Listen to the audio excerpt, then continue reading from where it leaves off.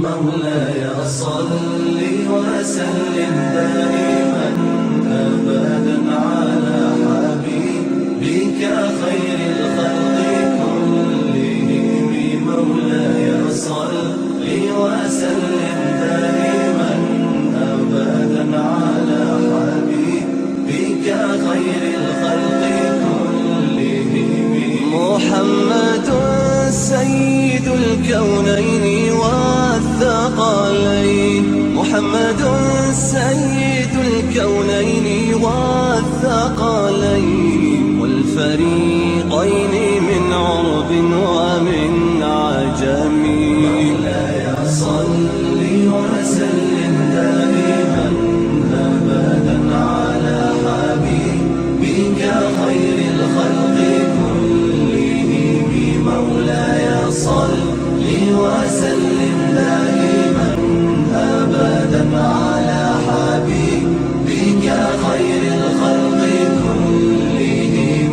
أوذيت في الله لم تهزم ولم تهني، أوذيت في الله لم تهزم ولم تهني حتى غادت أمة الإسلام في النجوم. الحمد لله رب العالمين، اللهم صل وسلم وبارك على سيدنا ومولانا محمد سيد الأولين والآخرين وحبيب رب العالمين. يقول الله عز وجل: لقد جاءكم رسول من أنفسكم عزيز عليه ما عنتم حريص عليكم بالمؤمنين رؤوف رحيم. Il vous est venu un rasoul de parmi vous qui éprouve de la peine lorsque vous êtes dans les tourments et les difficultés. Harisun alaykum, il veille à votre salut et à votre sécurité. Bil mu'minina ra'ufur rahim, il a de ra'fa et de rahma, de la compassion, de la pitié, de la miséricorde pour les mu'minin. Allah Azza wa Jal, il nous a envoyé celui qui est notre guide. Rappelez-vous, lorsque nous étudions as-sira de notre Nabi alayhi salatu wassalam, il se trouve que notre Nabi alayhi salatu wassalam, il est venu après Isa alayhi salam. Et entre Isa alayhi salam et Muhammadur Rasulullah sallallahu alayhi wa sallam, il y a eu à peu près 6 siècles. Pendant ces 6 siècles, ils n'ont pas connu de Nabi. Et Sayyiduna Isa alayhi salam, il était Nabi pour les Banu Israël. Il était en Palestine. Un siècle après un siècle, les enseignements ne sont plus ce qu'ils étaient auparavant. Et en plus, cette communauté qui était fidèle à Sayyiduna Isa alayhi salam a connu beaucoup de problèmes. Les Romains, d'un côté, l'Empire romain était hostile, ennemi de la foi de Sayyiduna Isa alayhi salam. Et puis après, il y avait les Juifs qui n'étaient pas d'accord, qui faisaient des complots pour qu'il ne reste plus personne de ceux qui sont fidèles à Isa alayhi salam. Et puis après, comme notre prophète alayhi salatu salam l'avait annoncé et il l'avait signalé, il y a eu beaucoup de falsifications petit à petit jusqu'à ce qu'il ne restait plus personne qui croyait en Rasulullah Isa alayhi salam de cette époque. Eh bien, il y a un homme qui est devenu un des grands sahaba. C'était Sayyiduna Salman al-Farisi. Salman al-Farisi radiyallahu ta'ala anhu, il est Farisi, il est iranien. Il est du côté de la ville de Ispahan, en Iran. Son père était un homme riche, il était un propriétaire terrien et il n'avait qu'un seul enfant, Sayyiduna Salman. Salman, il a grandi choyé, un enfant d'un homme très riche, d'une famille très riche. Son père, tellement il avait peur pour son fils Salman, il le traitait presque comme une fille. Il ne le laissait pas facilement sortir de la maison. Lorsqu'il a grandi, Sayyiduna Salman, et son père a commencé à vouloir lui donner quelques tâches, quelques missions, il l'a envoyé dans un village, là où il y a une des fermes de son papa. Et il lui a dit de surveiller, de regarder les employés, la récolte et tout ça. Sayyiduna Salman, à cet endroit-là, il a croisé des chrétiens. Alors, il a échangé avec eux. Et il a entendu d'eux quelque chose qu'il n'avait jamais entendu auparavant. Les Perses, les Pharissis, les Iraniens, ils étaient des Majous, des Mazdéens. Les Majous, ils adorent le feu. Pour eux, c'est le feu. Et ils croient que c'est le symbole de l'Ilah. Et pour eux, il y a deux Ilahs. Il y a le Ilah du bien, la lumière, et le Ilah du mal, l'obscurité. Kufr, shirk, wal-iyazu billah.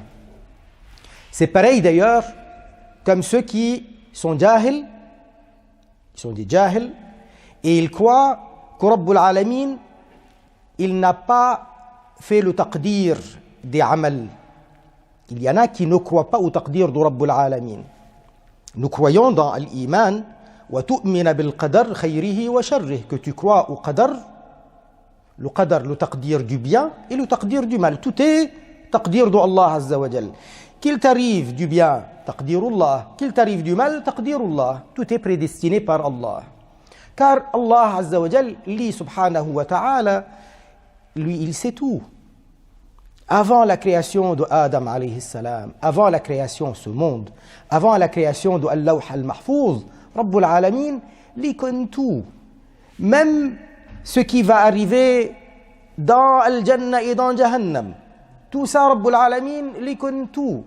La ya'zubu an ilmihi misqalu zarra. Il n'y a même pas le poids d'atome qui échappe au ilm de Rabbul Alamin. Lorsque nous sommes maintenant assis en train de parler, eh bien Rabbul Alamin, bien avant la création de l'Lawh al-Mahfouz et de ce qui est écrit, Rabbul Alamin, lui, il sait qui va venir, qui va écouter, qui va pas venir, qui va dire, qui va penser. Tous les détails, Rabbul Alamin, les connaît tout. Et tout par le taqdir de Rabbul Alamin.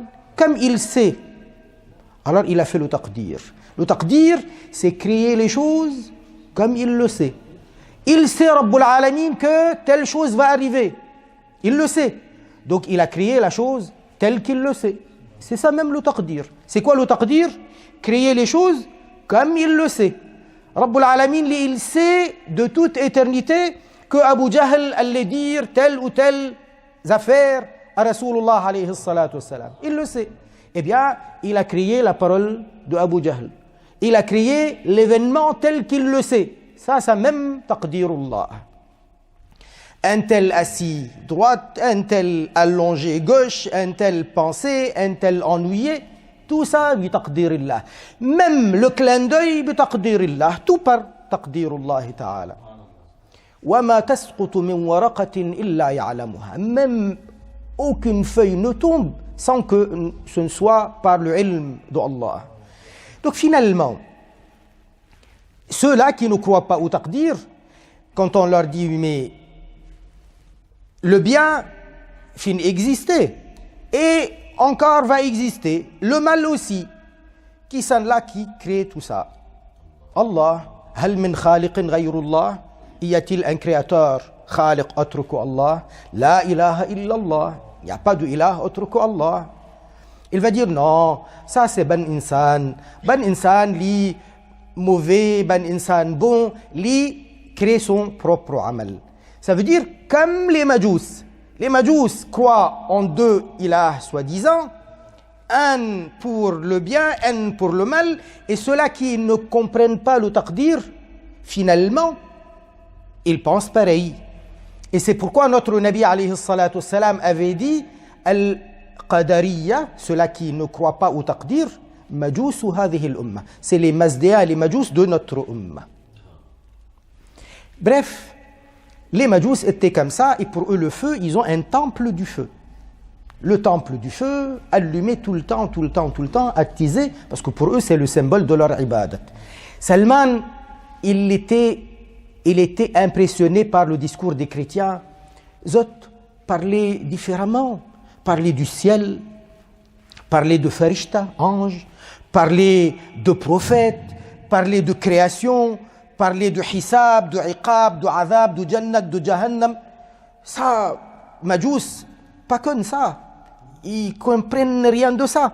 Donc il était charmé par le discours des chrétiens. Il leur a dit, écoutez, on va garder contact, et le jour où vous allez partir dans votre pays, moi fuguez de chez mon papa, et suivez où? Comme on dit en Maurice. Je vais vous suivre. C'est comme ça qu'on dit. Suivez où? Ok.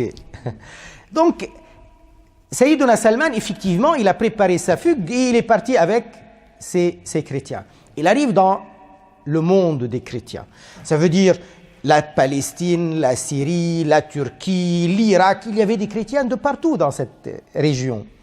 Et il a rencontré des moines, des prêtres. Lui, il était intéressé sincèrement. Il voulait connaître la vérité, devenir quelqu'un de bien, connaître Ad-Din et connaître aussi le chemin de la sainteté. Voilà ce qui l'intéresse. Et puis après, les chrétiens, ils parlent des saints comme eux. Ils disent le saint, c'est celui qui délaisse dunya, pas touche dunya. Quelqu'un qui est désintéressé totalement de dunya. Et c'est pourquoi les moines, dans leur vie monastique, ils vivent dans les montagnes, ils vivent dans les monastères d'ailleurs. Mais les moines d'avant, pas dans des monastères, c'était chacun tout seul. Dans la montagne, dans la prairie, dans la forêt, tout seul. Ça, c'était le moine pour eux qui était totalement détaché. Ruhban, on dit en arabe rahib ruhban. C'est ça les moines. Alors, il a rencontré un, puis après un, puis après un, chacun. Et le premier qu'il a rencontré, c'était un voleur. Il l'a dénoncé après sa mort. Il a rencontré un deuxième qui était tranquille, qui était vraiment tranquille. Mais il a remarqué quelque chose, que les moines qui étaient tranquilles, ils ne se mélangent pas avec la société, seulement ils ont une aqida, pas la même avec la masse populaire. La masse populaire dans les villes et dans les villages, ils ont une croyance. D'ailleurs, on connaît la croyance des chrétiens. Ils parlent de Dieu le Père, de Dieu le Fils, de Dieu le Saint-Esprit. Mélanger tout ça. Alors que Allah wahid ahad, il est unique. Il n'a pas d'associé, il n'a pas de partenaire. Mais ces moines-là, pas comme ça. Ils croyaient que Isa était Nabi et non pas Ilah. Donc, et ils cachaient, ils ne parlent pas avec la population. Ils étaient vieux, âgés. Et quand l'un d'eux arrivait à la fin de sa vie, il lui dit, s'il te plaît, envoie-moi à quelqu'un qui appartient à ta madrasa, à toi, de la même école que toi. Je ne veux pas quelqu'un qui dit n'importe quoi. Et il l'envoyait d'un pays à un autre. Il se trouve en Syrie, il l'envoie du côté de l'Est à l'Ouest, ou il l'envoie en Turquie, ou il l'envoie en Irak. Il a voyagé beaucoup, Sayyiduna Salman. À peu près 12 moines de cette façon-là, il a rencontré. Le dernier d'entre eux, quand il arrive à la fin de sa vie, il lui dit, toi aussi, il faut que tu m'envoies à quelqu'un comme toi. Il lui dit, moi, je ne connais plus personne comme moi. Fini. Nous qui appartenons à cette école-là, ça y est, on est fini. Fini. Peine à plus personne. Il lui dit, mais alors qu'est-ce que je vais, moi? Qu'est-ce que je vais devenir? Elle lui dit, bien, il y a une bonne nouvelle quand même.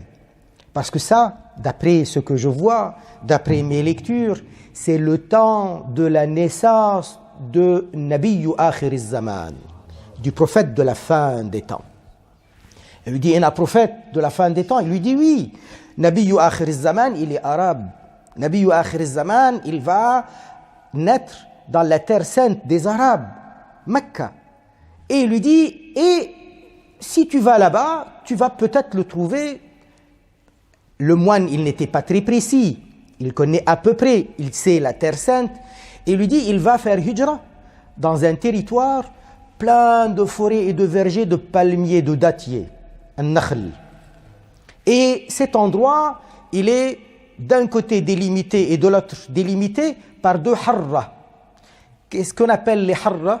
Al-harra, c'est dans le désert, c'est un territoire, une zone rocheuse, roche noire, mais effritée. C'est-à-dire même les moutons, les chèvres, pas capables de marcher dedans. Parce que c'est effrité, c'est pas du sable. Le sable, oui, c'est un peu peut-être désagréable, mais Al-Harra, c'est noir, rocheux et effrité. Donc on a du mal à marcher, même le bétail pas aime ça. Et Médina, effectivement, c'est comme ça. Médina, c'est une terre de beaucoup de palmiers et délimitée d'un côté et de l'autre par de Harra.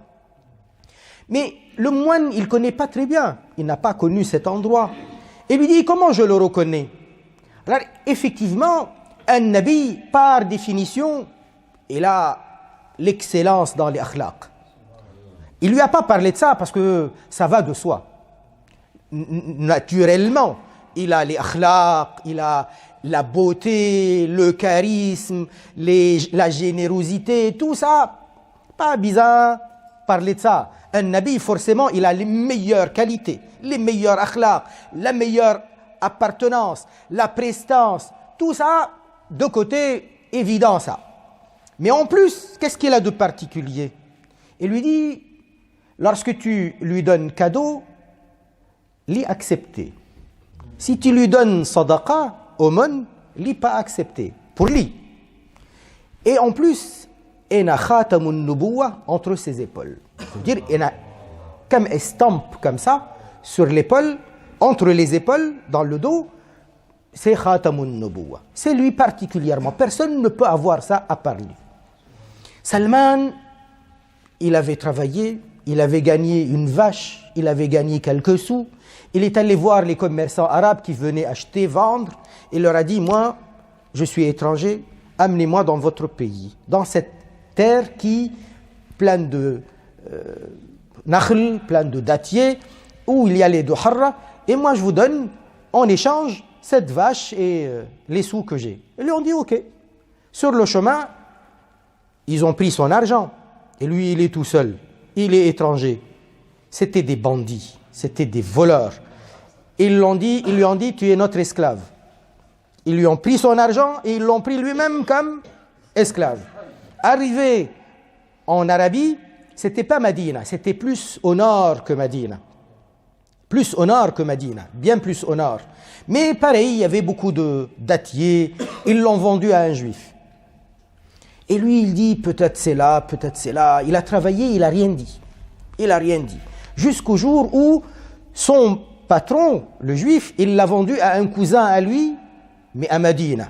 Il arrive à Médina, il a reconnu, il a dit, c'est la même. Là, je reconnais la description.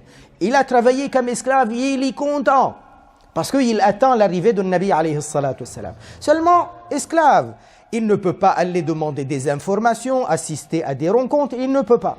Finalement, il entend un jour une conversation. Il était perché sur le dattier, le nakhl en haut, en train de cueillir, de travailler. Et il entend son patron et un cousin à lui discuter. Deux juifs en train de discuter d'un homme qui est le prophète des Arabes, qui vient d'arriver à Médina, à Yathrib. Il entend ça, ça fait combien d'années qu'il attend? Quand il entend ça, il a oublié ce qu'il fait. Il s'est oublié. Et seulement il écoute. Et tellement il était concentré sur ce qu'il écoute, il a lâché les branches. Il est tombé. Il est tombé à côté de son patron. Il vient leur dire, mais vous parlez de quoi? Son patron, il l'a frappé. Il lui dit, mais t'es esclave, toi. Ça ne te regarde pas. Finalement, il a compris que Nabi Akhir al-Zaman, alayhi salatu wassalam, vient d'arriver à Médina. Donc voilà ce qu'il attend depuis des années maintenant. Il avait au fond de lui, voyez, quelqu'un qui a soif, qui a soif, qui a soif, et il fait chaud, chaud, chaud, chaud, et voilà qu'il trouve de l'eau fraîche. Qu'est-ce qu'il devient? Il va courir, il va faire tout son possible pour étancher cette soif. Et il se prépare, il va à Médina, à Yathrib. Il amène avec lui des dattes. Il est pauvre. Il arrive, il rencontre un Nabi alayhi salatu wassalam parmi les Sahaba. Il s'approche et il lui dit, ça c'est une sadaqa de ma part. Une sadaqa de ma part. parce que je sais que tu as quitté ton pays, ils t'ont maltraité, je te donne sadaqa. An-Nabi alayhi salatu wassalam, gentil, il lui sourit. Il dit, mais moi je ne mange pas de sadaqa, je vais le donner aux sahaba. Alors qu'est-ce qu'il fait Salman? Il dit, hadhihi wahida, voilà la première. Il repart et il revient un temps plus tard. Et il lui dit, j'ai remarqué, j'ai vu que tu n'acceptes pas as-sadaqa, donc je t'offre ça cadeau, hadiyya. An-Nabi alayhi salatu wassalam lui dit, oui, hadiyya, je mange. Cadeau, je mange. Et effectivement, il en a mangé, il a partagé. Il a dit, voilà deuxième. Et une troisième fois, Sayyiduna Salman, il arrive et il remarque que le Nabi alayhi salatu wassalam est en train de faire quoi? De faire salat, namaz janaza. Et il avait sur lui, c'était pas un qamis comme celui-ci, c'était les habitudes des Arabes de l'époque. Ils n'avaient pas toujours l'occasion de mettre un qamis. Le prophète, il portait un qamis. Il portait même une jubba. Mais pas toujours. C'était quand il y avait une occasion, quand il rencontre des gens. Mais habituellement, ils mettent un longhi et ils mettent un rida. Le rida, c'est un peu comme quand on va au hajj. Le izar, longhi et rida par-dessus. Voilà. C'est comme ça. C'est leurs habits. Mais ce n'était pas forcément blanc. Ça pouvait être un rida comme Imam Shafi'a. Ce genre de rida, mais large, pas plié, large comme ça, il se couvre entièrement avec une imama. Eh bien, Sayyiduna Rasulullah alayhi salatu wassalam, il avait un rida. Et le rida, il n'y a pas de bouton, donc il glisse parfois. Et Salman était derrière, en train de guetter. Le rida, il bouge comme si, il bouge pareil. Il veut voir Khatamun Nubuwa. Rasulullah alayhi salatu wassalam, il a compris. D'ailleurs, Rasulullah alayhi salatu wassalam, il voit devant, il voit derrière. Alors, il a fait glisser le rida d'après une version. Et Sayyiduna Salman, il voit Khatamun Nubuwa. Il embrasse un Nabi alayhi salatu wassalam. Il le prend comme ça, il commence à embrasser et pleurer. Rasulullah alayhi salatu wassalam, il lui dit, mais qui es-tu toi? Qu'est-ce que tu veux? Raconte-nous. Et il a raconté. Ça, c'est quelqu'un qui était en train de chercher un nour. Et le voilà, il tombe. Il tombe là où il faut. Il vient là où il faut pour rencontrer un nour. Nabiyullah Muhammad sallallahu alayhi wa sallam. Et cet homme devient Salman al-Farisi. Il était encore esclave. Il était encore esclave. Et un Nabi alayhi salatu wa sallam, il l'a aidé financièrement pour qu'il gagne sa liberté et il est devenu le sahabi. Et Nabiyullah alayhi salatu wa sallam, il a dit Salman minna ahl al-bayt. Salman, il est des nôtres, nous ahl al-bayt. Parce que c'est ahl al-bayt, Rasulullah alayhi salatu wa sallam, qui l'a affranchi. Ça, c'est une description de ce que c'était cette umma. Les Arabes, ils étaient loin. Les Perses, ils étaient loin. Ceux qui ont connu Isa alayhi salam, vous avez vu comment, avec le temps, ils ont changé, falsification, problèmes, etc. Et notre Nabi alayhi salatu salam, il arrive pour sauver l'humanité. Parce qu'il n'est pas Rasulullah pour les Arabes. Il est Rasulullah lil khalq. لِتَكُونَ لِلْعَالَمِينَ نَذِيرًا. Afin que tu sois pour les alamin, les créatures, navira un navir. Notre Nabi alayhi salatu salam, il est donc ainsi. Lorsque notre Nabi alayhi salatu salam, l'année 6 de l'Hégire, il y a eu la trêve avec les Quraysh, ce qu'on appelle Sulh al-Hudaybiyah, la trêve de l'Hudaybiyah. Les Quraysh, tout le temps, guerre avec Rasulullah alayhi salatu wassalam. Mais cette année-là, ils ont signé un pacte. Le pacte, la trêve de l'Hudaybiyah. Comme quoi, on ne te fait pas la guerre et toi, tu ne nous fais pas la guerre. Ni on t'attaque, ni on attaque tes amis et tes alliés. Et toi, tu ne nous attaques pas et tu n'attaques pas nos alliés. Signé. Sayyiduna Ali radiallahu anhu, ce jour-là, c'est lui qui a écrit. L'histoire, il est connu. Après la trêve de l'Hudaybiyah, An-Nabi alayhi salatu salam, il était en sécurité. L'ennemi numéro 1, c'est qui? Quraysh. Quraysh, ça y est, pas attaqué. Donc il était tranquille. Les musulmans de Médine étaient tranquilles. Ils n'avaient pas le souci que Ben Kafir Mushrikin de Quraysh viennent attaquer Médine. Alors, il s'est consacré à autre chose. Il s'est occupé d'autre chose. Cette année, il a décidé d'envoyer les émissaires.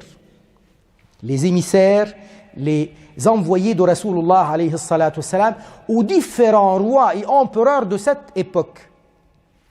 Alors il en a envoyé au roi des Ghassaniyin, c'est des Arabes mais alliés des Grecs au nord de l'Arabie.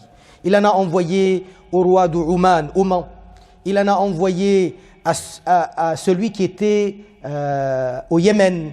Il en a envoyé à Kisra, l'empereur des Perses. Il en a envoyé à Al-Muqawqis en Égypte, l'empereur des chrétiens d'Égypte, des Égyptiens. Et il en a envoyé à Héraclus, qui est l'empereur des Grecs, des chrétiens, l'empire grec de cette époque. Il s'appelait Héraclus. Héraclus, lui, il était important dans cet empire, qu'on appelle maintenant l'empire byzantin. Héraclus, lui, il était en guerre avec les Perses. Les Perses, avant, ils avaient gagné la guerre et ils avaient gagné jusqu'à la Palestine. Et lui, il a réussi dans sa guerre à chasser les Perses de la Palestine. D'ailleurs, c'était pendant que An-Nabi alayhi salatu wassalam se trouvait encore à Mecca.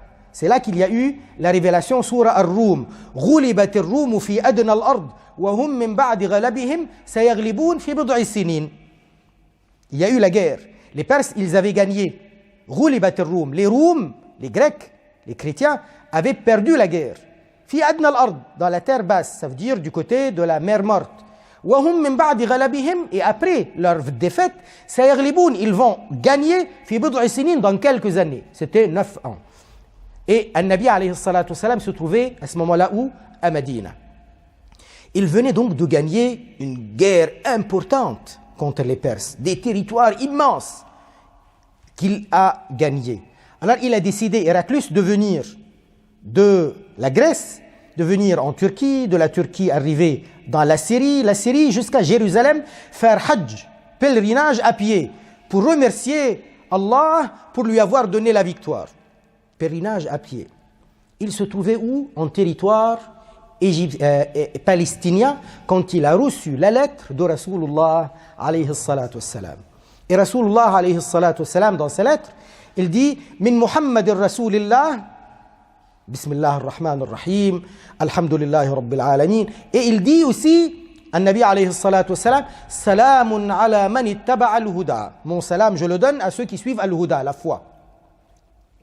À toi, si tu deviens mu'min, mais pas avant. Et il lui dit, Aslim taslam. Deviens musulman, tu seras sauvé. Et je te confirmerai, si tu deviens musulman, je te confirmerai comme empereur de Roum. Nabi alayhi salatu wassalam, il est à Médine et il est en guerre avec les Quraysh, les Arabes. Il avait autour de lui quelques milliers de Sahaba. C'est pas un empire. Et lui, il est en train de dire à l'empereur des Grecs qui vient de gagner une bataille contre l'empire perse, si toi, tu deviens musulman, eh bien, je te laisse roi. Sinon, attention. Et si tu refuses, فَعَلَيْكَ إِثْمُ الْأَرِيسِيِّينَ. Tu vas avoir sur ton dos le fardeau du ism de l'Arisiyin. Al-Arisiyin, soit c'est le grand peuple, les paysans, soit c'est les gens qui sont monothéistes encore dans ton peuple, quoi qu'il en soit, l'un ou l'autre. Donc, c'était la lettre de Rasulullah alayhi salatu wassalam. Héraclus, il voit cette lettre, il est chrétien, donc il connaît les Écritures. Qu'est-ce qu'il décide de faire? Il a décidé de convoquer tous les Arabes qui viennent dans son pays pour parler avec eux. Et ils sont allés, ces soldats, ils ont ramené tous ceux qu'ils ont pu, et parmi eux, il y avait Abu Sufyan. Abu Sufyan, à ce moment-là, il était encore mushrik. Il les amène, et ces soldats, ils donnent des ordres, ils disent qu'il faut que les Arabes se mettent les uns derrière les autres, à côté les uns des autres, et je veux savoir qui est deux familles avec Muhammad, cet homme-là, alayhi salatu wassalam. Le seul qui était de Quraysh, c'était Abu Sufyan. Et Abu Sufyan, il est cousin éloigné de Rasulullah, alayhi salatu wassalam. Car Abu Sufyan, il est de Quraysh. Abu Sufyan, il est d'un clan de Quraysh qu'on appelle les Abdu Shams. Leur ancêtre s'appelait Abdou Shams. Et Abdou Shams, lui, c'était le frère de Hachem. Hachem, c'est l'arrière-grand-père de Rasulullah alayhi salatu wassalam. Donc ils se rapprochent. Donc ils ont un ancêtre commun, c'est Abdou Manaf. Muhammad alayhi salatu wassalam, fils de Abdullah, fils de Abdul Muttalib, fils de Hachem. Abdul Muttalib le grand-père, Hachem l'arrière-grand-père. Le frère de Hachem c'est qui? C'est Abdou Shams, qui était pareil le grand-père de l'arrière-grand-père de Abu Sufyan. Donc il a dit donc le plus proche famille avec Muhammad alayhi salatu wassalam, lui c'est lui que je vais interroger. Ils le mettent devant. Et il a dit tous les autres Arabes, ils se mettent derrière. Et il leur a dit si jamais il ment, quand je vais lui poser des questions, si jamais il ment, vous faites signe. Il ne vous voit pas. Il ne sait pas qui a fait signe. Donc à ce moment-là, je l'arrête. Alors Abu Sufyan, il a dit, j'avais envie de mentir. J'avais vraiment envie de mentir pour salir l'image de Muhammad alayhi salatu wassalam. Mais je ne pouvais pas. Parce que Bans Arabes, derrière moi, ils vont dire, les menteurs. Il ne veut pas gagner une réputation de menteur. Seulement pour ça. Bon, bref, Héraclus, il commence à lui poser des questions. Il lui dit, tu connais Muhammad? Il lui dit, oui, c'est un cousin. Il lui dit, comment il est dans la vie? Il dit, est-ce que c'est un menteur? Il lui dit, non, jamais. Jamais il a menti de sa vie. On l'appelle Al-Amin, l'honnête. Il dit, est-ce que c'est quelqu'un d'une bonne famille ou d'une famille pas bien? Il lui dit, non, c'est la famille la plus respectée de Quraysh. Et nous, les Quraysh, nous sommes la tribu la plus respectée des Arabes. Il lui dit, est-ce que c'est quelqu'un qui a l'habitude des mauvaises actions, dunya, péché? Il lui dit, jamais, il est propre. De ce côté-là, non, il n'y a rien du tout. Il lui dit, est-ce que c'est quelqu'un qui est d'une famille où son père ou son grand-père était un roi? Il lui dit, non, on n'a pas de roi, nous. Il lui dit, est-ce que auparavant, chez vous les Arabes, il y avait quelqu'un qui avait dit qu'il était Nabi? Il lui dit, non, nous on ne connaît pas ça. Personne n'a parlé de Nabi avant lui. Il lui dit, et maintenant, il vous demande de faire quoi, lui, dans son message? Il dit de reconnaître un ilah, un seul, de ne pas adorer les idoles, d'avoir al-iman dans al-akhira, al-hisab. Il lui donne quelques détails. Il lui dit, il nous demande de faire namaz, de jeûner. Et il vous demande de faire quoi dans les relations entre les uns et les autres?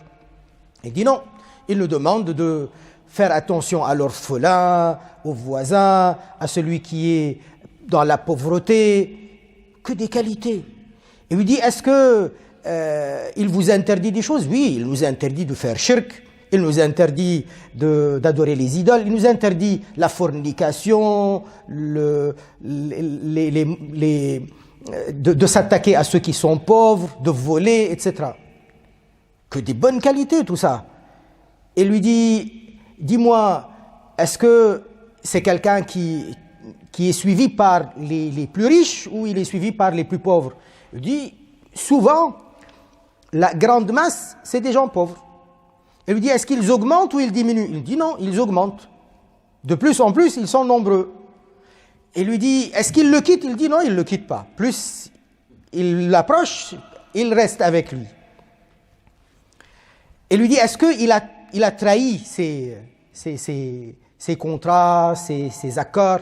Il a dit, c'est la seule fois où j'ai essayé de glisser quelque chose de mauvais sur lui.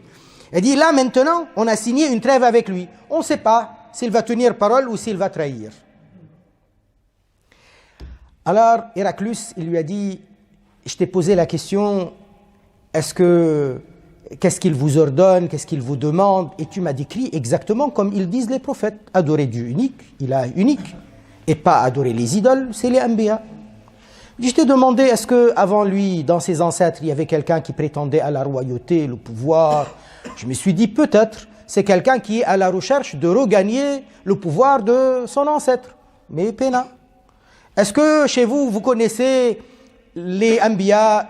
Et donc je me suis dit, peut-être que si dans votre peuple, il y en a eu des exemples, il a suivi cet exemple. Mais Pena, est-ce qu'il est suivi par des gens riches? Non, tu as dit majoritairement, c'est des gens pauvres. Et effectivement, les Anbiya, c'est comme ça. Les gens arrogants, ils veulent rester dans leur arrogance. Et les gens simples, pauvres, ceux-là, ils n'ont pas ce problème de prestige. Donc, majoritairement, les Anbiya, c'est ainsi. C'est comme ça. Il dit, est-ce qu'il ment? Tu dis non, etc. Il dit, tout ça, c'est des qualités des Anbiya.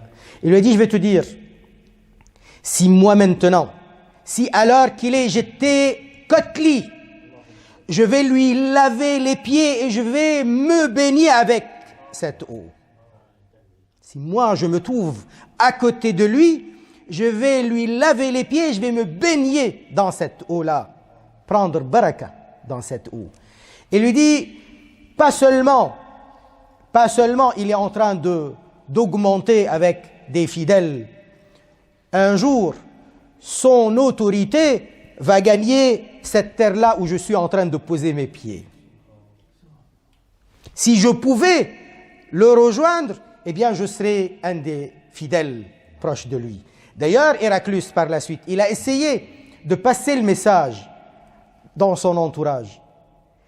Il a essayé de passer le message parce qu'il sait que les prêtres, ils ont déjà annoncé qu'à la fin des temps, il va y avoir Nabiyyu Akhir al-Zaman.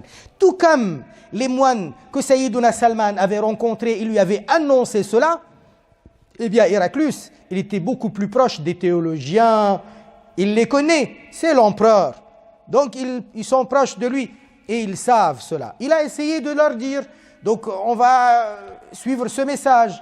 Ils lui ont dit, non, non, non, jamais de la vie. Alors, il a préféré rester empereur plutôt que de suivre Rasulullah alayhi salatu wassalam. Et de la même manière, lorsque notre Nabi alayhi salatu wassalam, il était en voyage avec son oncle Abu Talib, il passe par le monastère de Bahira, le moine, c'était un moine chrétien. Al-Nabi alayhi salatu wassalam, il devait avoir entre 8 et 12 ans, selon les versions. Donc, il était encore enfant. Et il remarque que la caravane arrivant de loin, il voit un nuage par-dessus tout le temps, bouger droite, bouger gauche, monter, descendre, il y a toujours un nuage. Et ça ombrage une partie de la caravane. Il a dit, ça c'est pour un nabi, ça. Ça doit être le nabi de la fin des temps.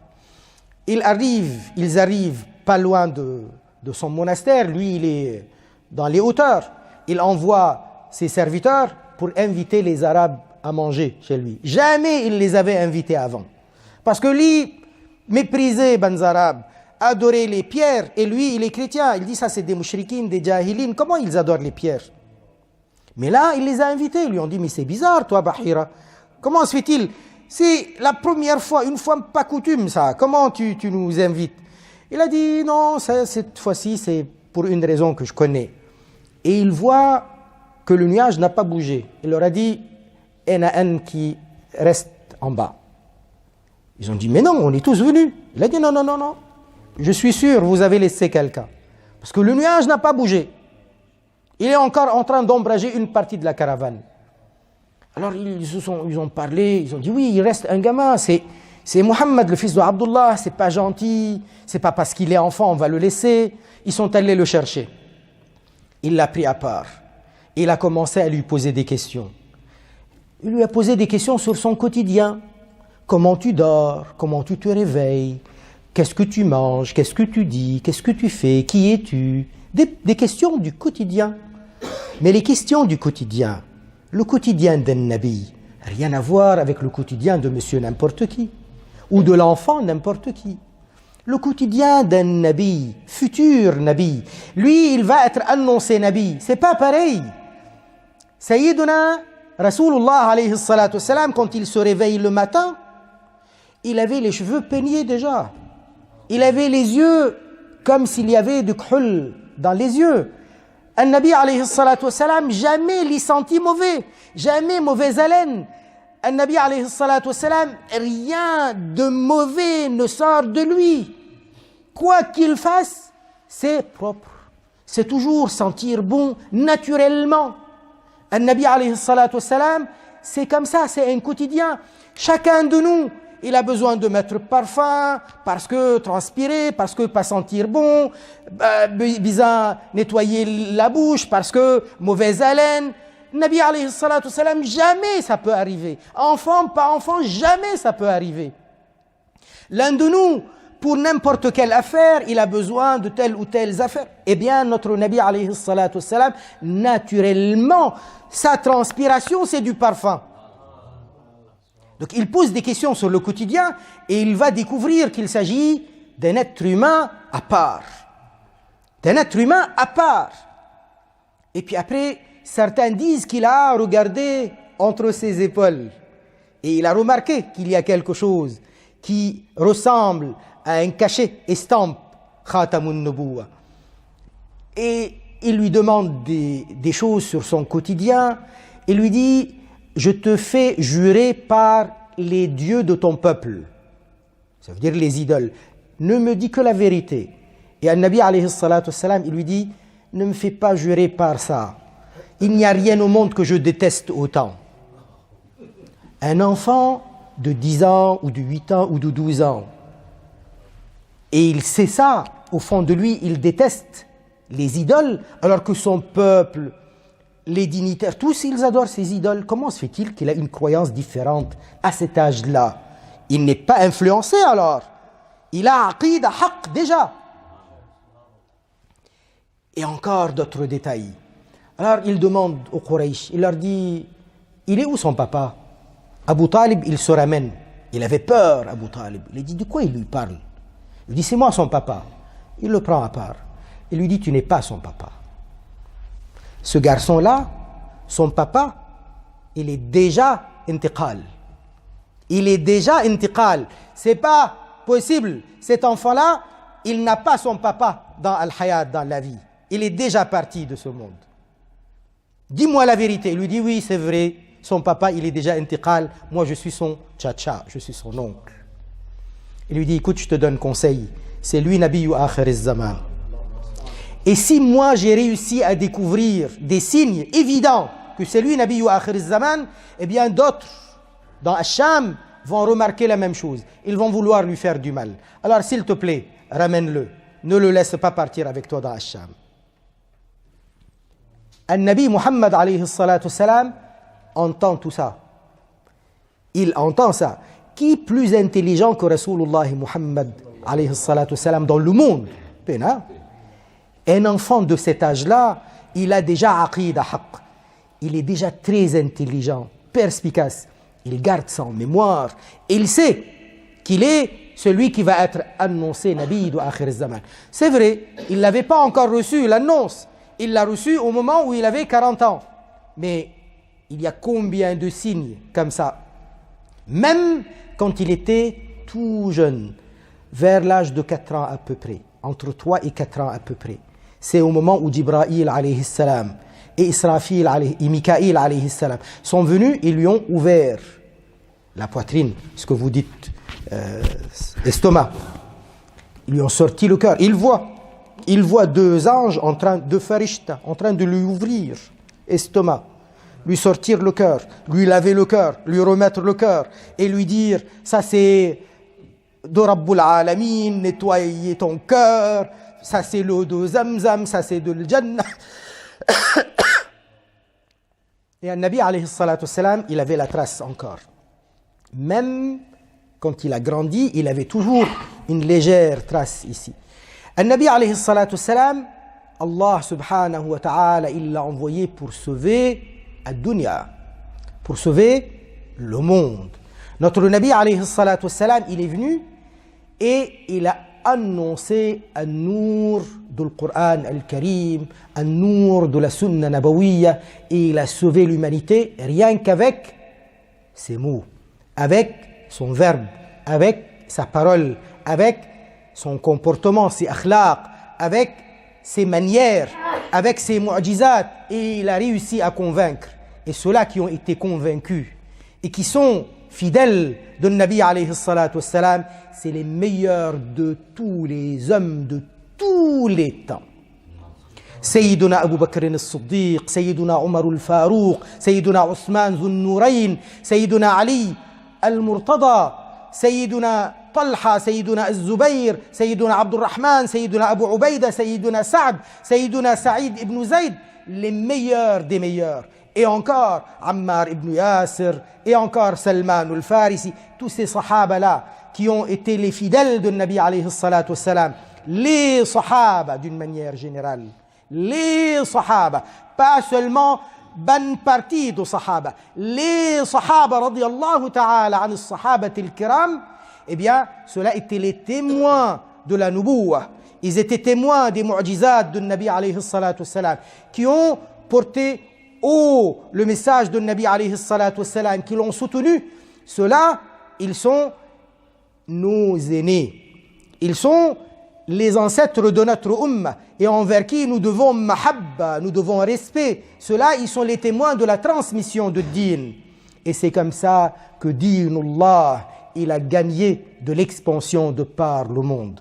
Notre Nabi alayhi salatu wassalam, il a martelé où? Les Quraysh. Une fois que les Quraysh gagnaient, convertis à ad-din, ça y est, l'Arabie s'est convertie à ad-din. Une fois l'Arabie convertie à ad-din, ils ont fait asseoir ce din-là en Arabie bien comme il faut. Et notre Nabi alayhi salatu wassalam avait déjà averti de par le monde qui est Rasulullah alayhi salatu wassalam. Et puis après, les Sahaba, ils ont fait l'expansion.